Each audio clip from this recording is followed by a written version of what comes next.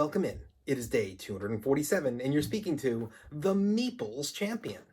And today we're going to be going over a game that has been a failure of an attempt to try to play. I've gotten this out for the solo play multiple times. I've had massive issues getting the game out. I'm excited for it. I want to play it. It's not been easy. The game is called G.I. Joe Dick Building Game. Now, the concept of the game is great, but the issue is the rulebook. They did a horrible job on this rulebook. I have read it start to finish repetitively. I've looked through card explanations.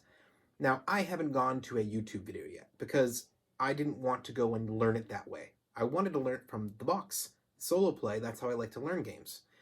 And they don't use the same word to describe cards anywhere.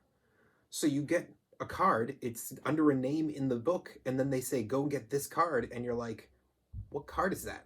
There's no card that fits the description you just gave me. It's impossible to set up. It's so frustrating to have a game that looks great and that you don't even know if you're playing it right. It's been a massive failure so far. That being said, since we don't have a lot to talk about with the gameplay, we're going to jump right into the 7 categories and just kind of see where this one lands for us based on what I've seen so far, and hopefully down the line when I have a chance to truly learn the game, I can re-review this and we can see where it lands at that point. So for today, let's start off with art.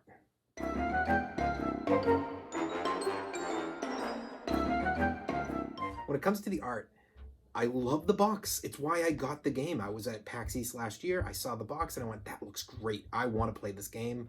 They had this one and they had the Transformers. I actually just recently acquired the Transformers game, so that will be coming in soon. But I looked between the two and I said, I don't have anything G.I. Joe related. And I was a fan as a kid, so I'd love to get that game in my collection. So I took a shot, picked this one up. When you take the game out of the box, the art inside is great too. The setup, if you look at the actual setup of the board, by putting all these cards everywhere, it's fantastic art. It really grabs the eye. It's a thumbs up.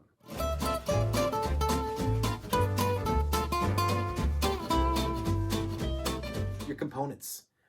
The cards are really well put together. I'm not afraid of those getting worn. I don't think that they're the best when it comes to not tearing. They're not very thick, but they're not thin. They're not easily going to tear. It's going to take a little bit of effort there. So I think they do a good job there, and everything else is all cardboard when it comes to the basic pieces that kind of guide you in the board as to where you are, your level, as you're moving throughout each phase. I think it's really good for this. Thumbs up.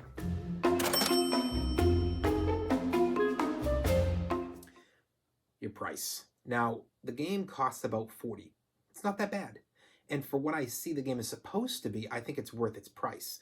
The issue is playability, because so far, I've yet to find a way to actually get this game played, even as a solo, because the way they show the setup, the way that they explain it, is so frustratingly difficult. I can't judge a price for a game off of the availability of a YouTube video.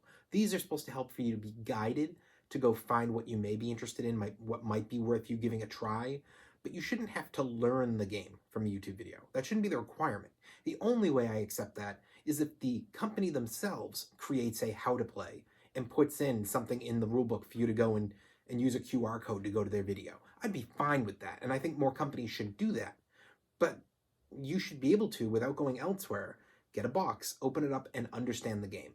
This is not worth its price for the frustration of the horrible, horrible person who wrote this rulebook. It was not written by somebody who clearly understood that they're writing it for somebody who's never played before. They wrote it for somebody who is inside the company and that already knows the game. They did not write it for a new player. Huge thumbs down. Your difficulty. It's not for a beginner. It's not for a kid. Those are out. I think even experienced players, because of the way the rulebook is written, I consider myself to be low-end expert, high-end experienced, and I cannot figure this rulebook out. Every time I get frustrated.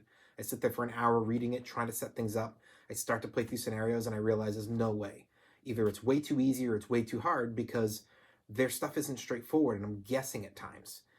It's, to me, the difficulty for this says that this is really a game that isn't intended for anybody unless they want to specialize in this style game.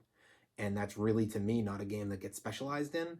I think people like to specialize in, your big RPG type games, your smaller games with family, party games, your abstract games, certain mechanics. I always love playing mechanics like worker placement or area control. Deck building, which is what this is great, but I don't like a game that's pure deck building. I tend to like a game where deck building is a big piece of multiple pieces in there, and this is pure deck building. I don't think many people specialize in pure deck building anymore, not since we've moved beyond the days of Dominion. So for me, the difficulty's just too hard. It's got to be a thumbs down.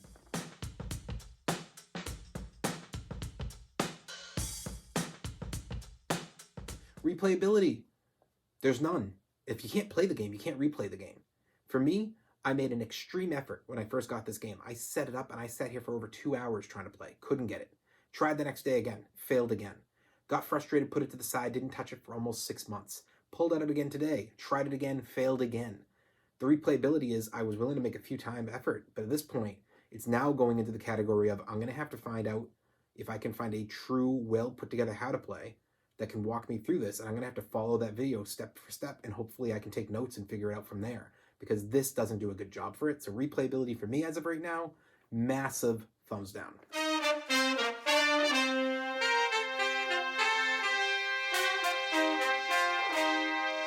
Keys to victory. I mean, I'm sure they're in there, but until I can see how this game works properly, I can't go and try to make categorical decisions as to what I'm going to target. This game doesn't do that well. I think that this is a huge failure on their part to allow you to see how the game plays so that you can see what directions to go. I'm not really sure what direction options there are. Even having played all the way through the first time I played and getting to the end and saying there's no way this was right. I mean, I understand the concept of certain cards you can target, but I really didn't see it. It didn't feel like there were that many keys to me, and I'm going to have to learn the game better to see, but for now, thumbs down.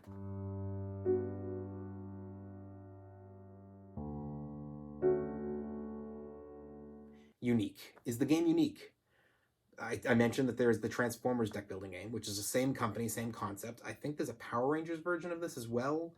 I know there was another one for a game I already own for the subject matter, and I'm not remembering which one it was, but they definitely have 4 or 5 different ones just from this. And then you can compare this with a lot of these deck builders like back in the day, like Dominion. These either 100% deck builder or 75% type area deck builder. To me, it's not unique. Thumbs down. Overall, what do I think? I think it has a lot of potential. And the game, the way it's intended to be played, may be fantastic. But until they get around to making the effort to make a rule book that makes sense, this game's not going to do well. This is on the publisher. This is on the designer, the creator.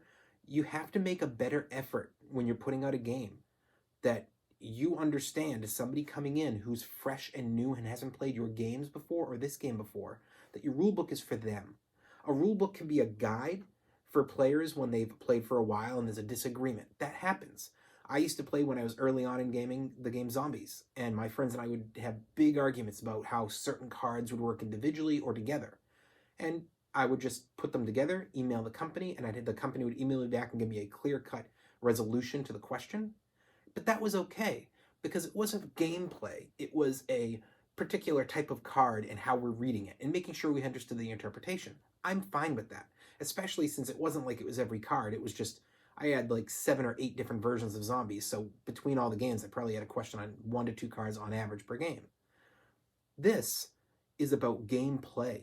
It's not about the individual card question. It's about the actual, well, what card am I supposed to put here? How do I set up over there? What is the actual starting deck? How do I set up this? They didn't make it clear cut. They made it not only confusing, they didn't do a good job of visuals, and they didn't use consistently the same name for cards. I still don't understand what a starting, basically your leader is. They have it like a starting leader, but they have multiple groups of leaders and none of them are called starting. I have an assumption which one it is, but even in that group, they have different versions where it's different at the bottom of the card. You can't tell. It's very frustrating, and it's on them to fix it. So until they make a better version of that or put a QR code on their stuff and make a how to play to help correct this issue, to me, I do not recommend to anybody. Don't buy it. Don't try to play it. Back up and wait for it to be improved upon.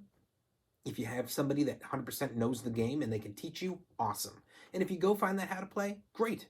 I'd love to put one out myself, but not only do I not have the equipment right now to do how to plays, I also don't know how to play, so I couldn't do it.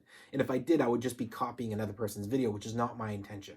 I wouldn't copy somebody else's how to play. I would learn the game on my own and then put out my how to play, trying to help guide people. So for me, I just don't recommend. Well, it has been day 247, and we've been speaking about the game G.I. Joe Deck Building Game. And you've been speaking to the Meeples Champion. Like, share, subscribe, and check down below in the description. If you are interested in this game, I'll put up an Amazon link so you can get this game for your collection. Until next time, I'll talk to you tomorrow.